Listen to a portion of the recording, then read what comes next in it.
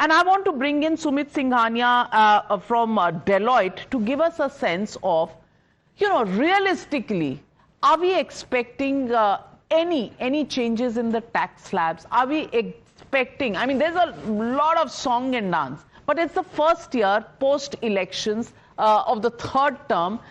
Do you think there is incentive for the government to announce any changes in the tax slabs? Will they do it?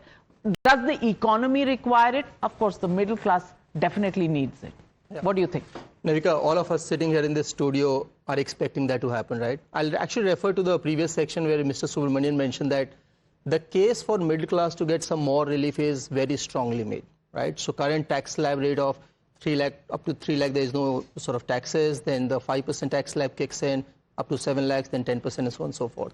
If you look at the way the middle class gets taxed, especially the salaried taxpayer, there is a case that the highest tax slab should apply at above 25 lakh rupees. Now, that's quite a bit of swing to happen from 15 lakhs to 25 lakhs.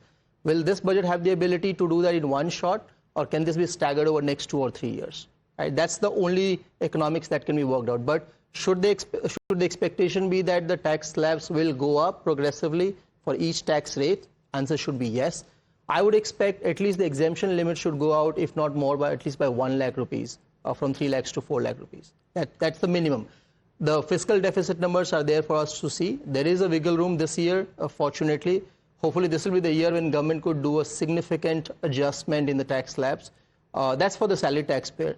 But the government at the same time has to also incentivize the private sector investment, right? And we heard about the corporate tax, biases in favor of the corporate taxpayer being tax rate lower than the individual taxpayer.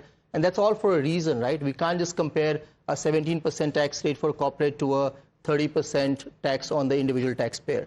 Why can't we?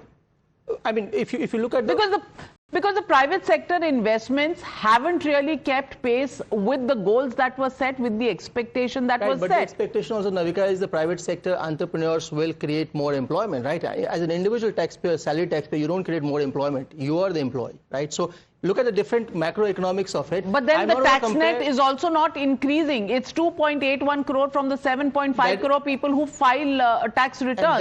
That hasn't changed. You're spot on. That is the thing that government is going to work on, where how to increase the voluntary compliance. If you look at, and the different sort of parameters, number of people who are traveling overseas, number of people who are buying expensive cars, that's far in excess of 50 million in India, as compared to number of tax returns which get filed. I think it will not be done by lowering the exemption limit.